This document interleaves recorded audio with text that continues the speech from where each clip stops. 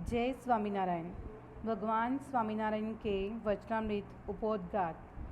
भगवान परब्रह्मा पुरुषोत्तम नारायण का सर्वोपरि अक्षरधाम कोटि कोटि सूर्यों, चंद्रों तथा अग्नि के समान प्रकाशमान और दिव्य है। वह अत्यंत श्वेत और सच्चिदानंद स्वरूप हैं, जिससे ब्रह्मा रूप अमृतधाम परम पद ब्रह्मा और चिदाकाश कहते हैं। ऐसे अक्षरधाम में परब्रह्मा परमात्मा सदैव विराजमान रहते हैं। उन्हें परब्रह्मा पुरुषोत्तम, परात्पर, वसुदेव, नारायण, परमात्मा, परब्रह्मा आदि नामों से पुकारा जाता है। ऐसे भगवान क्षर अक्षर से परे हैं। वे सर्वज्ञ, सर्वकर्ता, सर्वनियंता, सबके अंतर्यामी, समस्त कारणों के कारण, निर्गुण, स्वप्रकाश और स्वतंत्र हैं। वह अनंत कोटि ब्रह्मा रूप मुक्तों की उपास्य मूर्ति हैं। वे अनंत कोटि ब्रह्मांडों की उत्पत्ति, स्थिति तथा प्रलय स्वरूपिणी लीला करने वाले हैं। प्रकृति, पुरुष, काल, प्रधान रूप तथा महत्वादी शक्तियाँ उनकी प्रेरक हैं, अर्थात सभी शक्तियाँ इनकी प्रेरणा से कार्यवंत हैं। वे अनंत कोटि ब्रह्मांडों के राजाधिराज हैं। उनकी सदैव किशोर मूर्ति करोड़ों कंदर्पों से अधिक सुंदर है। उनका करोड़ों सूर्यों और चंद्रों से अधिक तेजस्वी रूप है। उसमें अनंत कोटि कल्याणकारी गुण हैं। धर्म, ज्ञान, वैराग्य आदि ऐश्वर्य और अणिमादी सिद्धियां उनके चरण कमलों में सेवा में तत्पर रहती हैं। मूर्तिमान चारों वेद उनकी स्तुति करते हैं। समग्र ऐश्वर्य युक्त यह परब्रह्मा पुरुषोत्तम भगवान पृथ्वी पर एक एकांतिक धर्म के प्रवर्तन तथा धर्म, भक्ति एवं एकांतिक भक्तों की रक्षा करने, उन्हें सुख देने, अनेक जीवों का कल्याण करने और अधर्म का नाश करने के लिए भरतखंड में कौशल प्रदेश में प्रकट हुए और भगवान स्वामीनारायण के कल्याणकारी नाम से विख्यात हुए। श्रुति में कहा गया है, यतो वाचो निर्वर्तन्ते अप्राप्य मनसा सहे। मतलब लोकोत्तर महापुरुषों की प्रतिभा और उनके दिव्य चरित्र बुद्धि मन से अगम्य ही होते हैं। केवल उनके अपने शब्दों में ही उनकी सही प्रतिभा के दर्शन होते हैं। पर ब्रह्मा पुरुषोत्तम भगवान श्री स्वामीनारायण के बारे में इस नितांत सत्य का अनुभव उनके समकालीन महान और समर्थ संतों, परमहंसों, भक्तों को सदैव होता रहा था। अतः उन्होंने भगवान के शब्दों को यथा तथा ग्रहण करके उसी के आधार पर उनके दिव्य और अनंत व्यक्तित्व को हृदयपूर्वक समझने का प्रयास किया था। भगवान श्री स्वामीनारायण ने एक पत्र में अपनी प्राकट्य का उद्देश्य इस प्रकार बताया है। आज तो मैं अविद्या रूप जो माया है, तिसके नाश के वास्ते प्रकट हुआ हूँ। ज्यों वेदों का वचन, ज्यों अविद्या को नाश करो, ऐसी जो मेरी स्तुति किया है, सो वचन को आज मैं सत्य करता हूँ। अनंत जीवों का जो अविद्या रूप जो माया है, तिसका मैं नाश करता हूँ। जिस दिन सु मैं प्रकट हुआ था, तिस दिन सु अविद्या के नाश के वास्ते प्रवर्त्या हूँ।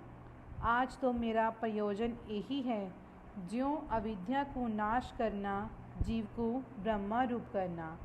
दूसरा अवतार है, सो कार्य कारण अवतार हुआ है और मेरा यह अवतार है, सो तो जीवों को ब्रह्मा रूप करके आध्यात्मिक मुक्ति देने के वास्ते अक्षरातीत पुरुषोत्तम जो हम यह मनुष्य जैसा बन्या हूँ। पर ब्रह्मा का प्राकट्य दिन ऐसे दिव्य और अनुपम करुणापूर्ण लक्ष्य के साथ वे प्रकट हुए। वह पवित्र समय था, रामनवमी का, यानी चैत्र शुक्ला नवमी संवत 1837 दिनांक 3 अप्रैल 1781 रात्रि के 10:10 का। वह परम सौभाग्यशाली स्थल था, अयोध्या के निकट छपिया नामक एक छोटा सा गांव। वह पुण्यभागी पवित्र परिवार था। पिता हरिप्रसाद जी का जो विद्युत जगत में पंडित धर्मदेव के नाम से और माता प्रेमवती जो भगवत भक्ति में लीन होने के कारण भक्ति देवी के नाम से प्रसिद्ध थे। तब भगवान 3 महीने और 11 दिन के हो गए थे। तब मार्कंडेय ऋषि ब्राह्मण के वेश में पंडित धर्मदेव के घर पधारे। उस समय उन्होंने ऋषि का भव्य स्वागत सत्कार किया और निवेदन किया कि आप हमारे पुत्र का नामकरण कीजिए। इस दिव्य बालक के भविष्य को देखते हुए ऋषि मन ही मन प्रसन्न हो गए और नामकरण करते हुए बोले, धर्मदेव जी, आपका यह पुत्र सामान्य नहीं है, वह आपकी समस्त आपदाओं को दूर करेगा। इतना ही नहीं, जो भी लोग इसके आश्रित रहेंगे उन सबके कष्टों को भी यह मिटा देगा। इस बालक का जन्म कर्क राशि में हुआ है, इसलिए इसका नाम हरि होगा। आपके इस प्रतिभाशाली पुत्र का शरीर श्याम वर्ण का है तथा यह अपने आश्रित जनों के मन को अपनी ओर आकृष्ट कर लेगा और इसका जन्म चैत्र मास में हुआ है, इसलिए यह कृष्ण नाम से विख्यात होगा। यद्यपि इसके दोनों नाम बहुत छोटे हैं, तथापि इन दोनों में सम्मिश्रण से इसका तीसरा नाम हरि कृष्ण भी रहेगा। आपके इस पुत्र में त्याग, ज्ञान, तप, धर्म और योग नामक 5 गुण रहेंगे। इन गुणों के बल पर यह बालक शिवजी जैसा होगा, इसलिए यह नीलकंठ के नाम से संसार में प्रसिद्ध होगा। आपके पुत्र के हाथ में पद्म का चिन्ह है और पैरों में वज्र, ऊर्ध्व रेखा और कमल के चिन्ह हैं, इसलिए आपका यह पुत्र लाखों मनुष्य का नियंता होगा। पंडित धर्मदेव जी तथा भक्ति माता दोनों ही अपने पुत्रों के गुणों का वर्णन सुनकर बहुत प्रसन्न हुए। श्री हरि अपनी बाल लीलाओं द्वारा अपने माता और पिता और बाकी संबंधी जनों को प्रफुल्लित करते हुए बालचंद्र के समान बढ़ने लगे। बचपन से ही अपनी दिव्य प्रतिभा का दर्शन कराते वे तप, त्याग, करुणा, वात्सल्य, ज्ञान, भक्ति आदि अनेक कल्याणकारी गुणों एवं अनेक ऐश्वर्यों से असाधारण रहे। केवल 10 वर्ष की उम्र में वेद, वेदांत, पुराण, इतिहास और सकल धर्मशास्त्रों का गहन अध्ययन कर बाल प्रभु ने अपने तेजस्वी कुशाग्र बुद्धि से उसका रहस्यार्थ प्राप्त कर लिया था। इतनी छोटी उम्र में काशी में आयोजित एक बड़ी विध्वंस सभा में शास्त्रार्थ में अपना दार्शनिक मत स्थापित करके उन्होंने अपनी दिव्य प्रतिभा का परिचय दिया था। बचपन से ही उनका प्रभाव विलक्षण था। मित्रों और परिवारजनों को वे अपनी अगम वाणी में बार बार बताते रहते थे कि उनको अनेक जीवों के कल्याण के लिए भारत भर में यात्रा करनी है, अतः पश्चिम प्रदेश में जाना है, क्योंकि वहाँ मुमुक्ष प्रकट हुए हैं और यही हुआ। अनंत जीवों की मुक्ति के लिए गृह त्याग। केवल 11 साल की उम्र में माता पिता के देहांत के बाद आषाढ़ी संवत 1849 में आषाढ़ शुक्ला दशमी के दिन उन्होंने गृह त्याग कर दिया। बृहद वैराग्यधारी घनश्याम ने अब नीलकंठ ब्रह्मचिराज नाम धारण किया। केदारनाथ, बद्रीनाथ की यात्रा कर घातक शीतकाल में बद्रीवन में 3 मास तक कठोर तपश्चर्या की, और वह भी केवल कौपिन धारण करके, नंगे शरीर, नंगे पांव, निराहार रहकर। तत्पश्चर्या के बाद इसी भयावह ऋतु में तपकृत शरीर से मानसरोवर तक हिमानी शिखरों को लांघ कर की गई उनकी यात्रा आगे बढ़ी, जो आज तक मनुष्य देह से असंभव ही रही है। तत्पश्चात पुनः हिमालय में मुक्तिनाथ की कठोर यात्रा करके वहाँ भरतकुंड गंडकी तट पर 2.5 मास तक कठोर तपश्चर्या करके मानव जाति को अनंत आदर्श सिखाया। नेपाल के घने जंगलों में आगे बढ़कर वे गोपाल योगी के आश्रम में पहुँचे, जहाँ केवल 1 वर्ष में ही उन्होंने अष्टांग योग को सिद्ध कर लिया। तत्पश्चात कामाक्षी तीर्थ, गंगा सागर, जगन्नाथपुरी आदि तीर्थों से लेकर दक्षिण में रामेश्वर और कन्याकुमारी तक पैदल विचरण किया। पुनः उत्तर की ओर बढ़ते हुए नासिक, त्र्यंबकेश्वर की यात्रा कर उन्होंने गुजरात में प्रवेश किया। किसी गूढ़ संकेत से ही वे मार्ग में आते अनेक तीर्थों में महान उत्सवों के समय पर ही पहुँचे, जहाँ हजारों मुमुक्षुओं को उनके दर्शन करके कृतकृत्यता की अनुभूति हुई।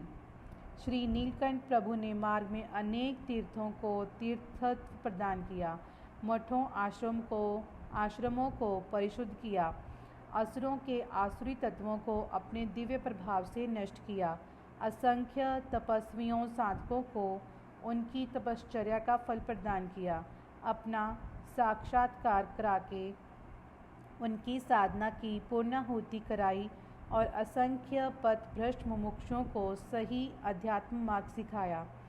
अपनी तीक्ष्ण विचक्षण बुद्धि से उन्होंने सकल भारत के विभिन्न मतों, संप्रदायों, धार्मिक परंपराओं, साधु संस्थाओं, धर्म गुरुओं तथा आश्रमों का निरीक्षण किया और अध्यात्म साधना के नाम चलते पाखंडों को भी देखा। अतः नवधर्म स्थापन का नूतन आयाम भी इसी यात्रा के दौरान उन्होंने निश्चय कर लिया। उनके दिव्य प्रभाव से मोहित होकर अनेक राजा महाराजाओं ने अपनी राज्य समृद्धि को उनके चरणों में समर्पित किया। अनेक आश्रम मठाधिपतियों को इनको अपना सर्वस्व निछावर किया, किंतु निस्पृही नीलकंठी ब्रह्मचारी के लिए इन प्रलोभनों का मूल्य नगण्य था। अतः उनकी कठोर पदयात्रा कहीं भी न रुककर मानसरोवर से कन्याकुमारी तक, पूर्व में मुक्तिनाथ से लेकर सोमनाथ तक अविरत आगे ही बढ़ती रही। गुजरात में स्थायी निवास 7 वर्ष 1 मास और 11 दिन तक समग्र भारत में 12,000 किलोमीटर का तीर्थाटन करते हुए वे गुजरात के पश्चिम समुद्र तट पर लोस गांव में पधारे। यहाँ किसी गूढ़ संकेत से महान संत स्वामी श्री रामानंद स्वामी जी का आश्रम उनकी प्रतीक्षा कर रहा था। नीलकंठ के आगमन से आनंद विभोर श्री रामानंद स्वामी ने अपने शिष्य समुदाय को बताया कि यही परब्रह्मा पुरुषोत्तम भगवान श्री स्वामीनारायण हैं, जिनकी वे आज तक प्रतीक्षा कर रहे थे। उनके प्रातपर दिव्य व्यक्तित्व से प्रभावित श्री रामानंद स्वामी ने उनको भागवती दीक्षा प्रदान करते हुए सहजानंद स्वामी का नाम दिया। केवल 21 वर्ष की उम्र में उनको अपने उत्तराधिकारी के रूप में पदारूढ़ किया। संवत 1858 प्रबोधिनी एकादशी के दिन 16 नवंबर के दिन आयोजित इस ऐतिहासिक अवसर पर उन्होंने श्री रामानंद स्वामी के पास प्रार्थना के रूप में 2 वरदान मांगे। हे गुरुदेव, आपके आश्रित हरिभक्त को एक बिच्छू काटने का दुख भी होना हो तो उसके बदले में मेरे एक एक रोम में कोटि कोटि बिच्छुओं का दुख मुझे हो, परंतु मेरे हरिभक्त को कोई भी दुख ना हो। दूसरा यह कि हरि भक्ति के भाग्य में भीख मांगना लिखा हो तो वह भीख मांगना मुझे मिले, परंतु सत्संगी को अन्न वस्त्र के लिए कभी कोई दुख ना हो। ये 2 वरदान मुझे दीजिए। न केवल हिंदू धर्म में बल्कि विश्व भर में यह अद्वितीय प्रार्थना निस्वार्थ परोपकार और करुणा की चरम सीमा पर है। दूसरों के दुखों को इतनी हद तक अपने पर लेने वाले, दूसरों के सुख के लिए स्वयं पर इतना कष्ट मांगने वाले, दूसरों के कल्याण के लिए स्वयं का ऐसा बलिदान देने वाले श्री सहजानंद स्वामी सचमुच स्वयं करुणा के अवतार ही थे। उन्होंने जगत को अनन्य अनुपम निस्वार्थ प्रार्थना का यह शाश्वत उदाहरण दिया है और इसी करुणामय भगवान भावना के साथ उन्होंने अपना धर्म चक्र प्रवर्तन का कार्य शुरू किया। धर्म धुरा सौंपने से 1 महीने के बाद श्री रामानंद स्वामी जी ने देह त्याग कर दिया। उनके 12वें श्राद्ध के बाद श्री सहजानंद स्वामी ने शिष्यों को षडक्षरी महामंत्र दिया।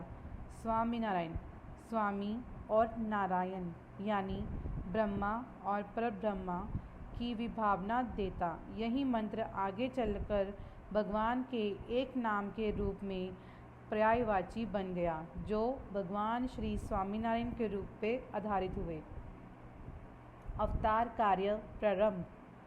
भगवान श्री स्वामीनारायण ने अपने अवतार कार्य आरंभ करते हुए सहस्त्रों लोगों को बिना अष्टांग योग की सिद्धि के समाधि अवस्था का अनुभव कराया। कभी उनके दर्शन करते हुए, कभी स्वामीनारायण महामंत्र का रटन करते हुए और कभी केवल उनकी पादुका की चटक ध्वनि सुनते ही लोगों को समाधि की अवस्था में हो जाते थे। उन्होंने लोगों को अनुभव कराया, परमात्मा सत्य है, दिव्य है, आनंदमय है। भगवान के अवतार सत्य हैं, उनका धाम सत्य है और कर्मफल भी सत्य है। केवल 21 वर्ष की उम्र में भगवान श्री स्वामीनारायण लोक हृदय के सिंहासन पर विराजमान हो गए। उनके दिव्य स्वरूप का आकर्षण इतना असाधारण था कि लगभग 3000 मुमुक्षुओं को उनके श्री चरणों में समर्पित होकर त्याग मार्ग की दीक्षा ग्रहण कर ली। वह दिन इतिहास का एक अद्वितीय दिन था, जब उन्होंने मात्र 24 वर्ष की अल्प आयु में 500 समर्थ साधुओं को शिक्षा सूत्र त्याग करवाकर परमहंस दीक्षा प्रदान की थी। इस परमहंस दीक्षा का भी कारण था। उस समय स्वामी नारायणी साधुओं को गंजेड़ी भंगेड़ी बाबा के नाम जान से मार डालने लगे थे। परमहंस होने पर भी वे नहीं पहचाने जाने से बच जाते थे।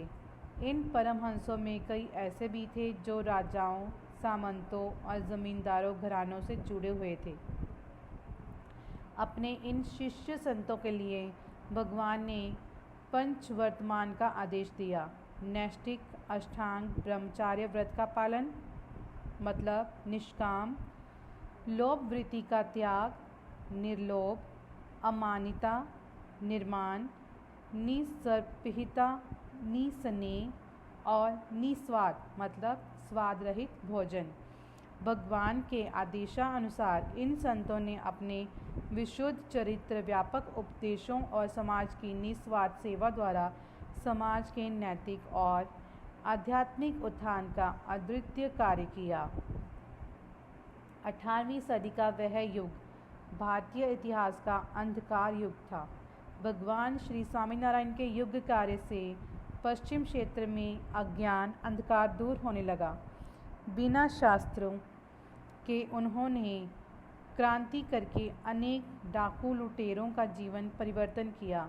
लाखों परिवारों में सदाचार, श्रद्धा का नवसर्जन किया। दहेज, सती प्रथा आदि अनेक कुरिवाजों को समाप्त किया। स्त्रियों पर होते हुए अत्याचारों को रोका, उनके उद्धार की ज्योति जलाई। हिंसामय यज्ञ को बंद करवाया, अहिंसामय यज्ञ की परंपरा को पुनर्जीवित किया। अस्पृश्यता के उस घोर युग में भी उन्होंने अछूतों को अपने अनुयायियों के रूप में स्वीकार किया। उन्होंने लोगों को समझाया कि सबको आत्मदृष्टि से देखना चाहिए। अपनी पुस्तक कैरेक्टर एंड पर्सनैलिटी में प्रसिद्ध इतिहास लेखक प्रिंस हॉपकिंस लिखते हैं, श्री स्वामीनारायण ने पिछड़े वर्गों में परिगणित जातियों और जनजातियों को ऊपर उठाया। उन्होंने चोरों, ठगों और डाकुओं का हृदय परिवर्तन किया और उन्हें दूषणों से विमुक्त कर सच्चा शिष्य बनाया। प्रचार माध्य रहित उस युग में उनके उपदेशों का हजारों लोगों के जीवन और चरित्र पर क्रांतिकारी प्रभाव पड़ा। लड़ाकू और अपराध पेशा जनजातियों के लोगों ने भी मांस खाना और मद्यपान करना छोड़ दिया। अफीम, तंबाकू आदि व्यसनों का सेवन करना भी छोड़ दिया। वह एक ऐसा युग था जिसमें भारत का सामाजिक जीवन वहम, अंधविश्वासों, तंत्र मंत्र और जादू टूनों के मकड़ जाल में उलझकर दम तोड़ रहा था। भगवान श्री स्वामीनारायण ने अपने प्रभावशाली व्यक्तित्व से लोगों को अंधविश्वास वहम से मुक्त किया। उन्होंने कहा, इस तरह मंत्र तंत्र से ही जीना संभव होता तो जगत में कोई भी अमर होता या नहीं, और अगर मंत्र तंत्र के बल से शत्रु को वश में करना सहज होता तो ये राजा महाराजा सेनाएं क्यों रखते। धर्म संस्थान दुराचरण से मुक्त रहकर निष्कलंक रहे, प्रत्येक मुमुक्ष की आध्यात्मिक साधना निष्कलंक रहे। इस उद्देश्य से उन्होंने स्त्रियों पुरुषों के संयम में ज़्यादा जोर दिया। स्त्रियों और पुरुषों के पूजा स्थान अलग बनवाए। स्त्रियों के लिए अलग से निर्मित सत्संगृहों में केवल महिला उपदेशिकाओं के माध्यम से ही धार्मिक शिक्षा का प्रबंध किया। उन्होंने परब्रह्मा के प्रति पतिव्रता भक्ति करने का आदेश देकर विधवाओं को सांख्य योगी नाम दिया और समाज में उनका गौरव बढ़ाया। महिलाओं को शिक्षित किया। नवजात कन्या शिशु की दूध पीती के नाम पर हो रही हत्या और सती प्रथा का उन्मूलन किया। भगवान श्री स्वामीनारायण धार्मिक सहिष्णुता के प्रवक्ता थे, इसलिए उन्होंने अपने अनुयायियों से कहा कि वे विष्णु, शिव, पार्वती, सूर्य और गणपति इन 5 देवताओं का समान आदर भाव से प्रदान करें। उनके विशाल हृदय सहिष्णु व्यक्तित्व के विषय में ब्रिगस हेनरी जॉर्ज ने अपनी पुस्तक सिटीज ऑफ गुजरात में लिखा है कि भगवान श्री स्वामीनारायण ने शिष्यत्व के लिए सभी का स्वागत किया और उन्हें स्वीकार किया। आध्यात्मिक ज्ञान के लिए सबको समान अधिकार दिया और विशेषाधिकार प्रदान किए, चाहे वह मुसलमान, पारसी, ईसाई या कोई भी विदेशी ही क्यों ना हो। वे ऐसे प्रथम धर्माचार्य थे जिन्होंने हिंदू धर्म से अनेक धर्म में अपने गए हुए व्यक्तियों को अपने धर्म में लौटने के कार्य को पूर्ण गंभीरता से संपन्न किया हो। अपनी स्थिति का बोध। स्वयं परब्रह्मा परमात्मा होते हुए भी उन्होंने अपनी सर्वोत्तम अध्यात्म स्थिति का दर्शन कराते हुए कहा,